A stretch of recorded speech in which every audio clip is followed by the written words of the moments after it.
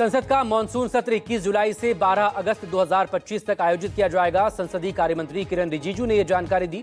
उन्होंने कहा कि रक्षा मंत्री राजनाथ सिंह की अध्यक्षता वाली संसदीय मामलों की कैबिनेट समिति ने इन तारीखों की सिफारिश की है।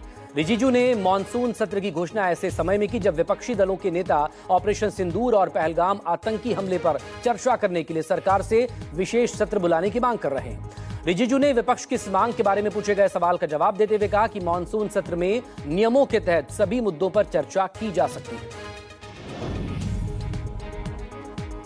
कांग्रेस नेता प्रमोद तिवारी ने संसद के विशेष सत्र पर कहा कि अगर विपक्षी संसद का विशेष सत्र बुलाने की मांग कर रहा है तो हम केवल अपने कर्तव्यों का निर्वहन कर रहे हैं, लेकिन भाजपा इससे डर रही है। वहीं इंडिया गठबंधन नेताओं की तरफ से संसद सत्र की मांग पर आरजेडी सांसद मनोज झा ने कहा, पीएम मोदी और उनकी टीम को इससे दिक्कत क्या है? अगर संसद का विशेष सत्र बुलाया जाएगा तो अलग अलग विषयों पर चर्चा होगी। वहीं जेडीयू नेता राजीव रंजन ने विपक्ष द्वारा संसद का विशेष सत्र बुलाने की मांग पर कहा, राष्ट्रीय सुरक्षा और विदेश नीतियों को लेकर केंद्र सरकार जो भी फैसला लेती रही है, जेडीयू ने हमेशा उनका समर्थन किया।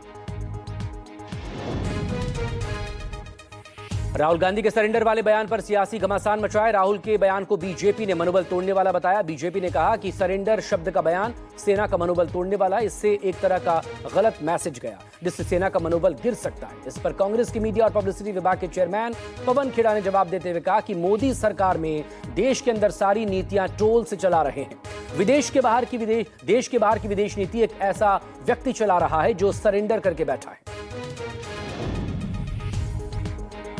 मुख्यमंत्री योगी आदित्यनाथ ने 16वें केंद्रीय वित्त आयोग के सदस्यों के साथ बैठक की। यह बैठक लखनऊ में हुई जिसमें वित्त आयोग के प्रमुख भी मौजूद रहे। वहीं उत्तर प्रदेश सरकार के साथ केंद्रीय वित्त आयोग ने समीक्षा बैठक की। बैठक के बाद केंद्रीय वित्त आयोग के अध्यक्ष डॉक्टर अरविंद पनगड़िया ने बताया, हमने यूपी सरकार को एक बेहतरीन प्रेजेंटेशन भी देखा। यूपी का टैक्स कलेक्शन अन्य राज्यों की अपेक्षा में बेहतर है। रेवेन्यू कलेक्शन की समस्याओं को भी इस बैठक में समीक्षा की गई।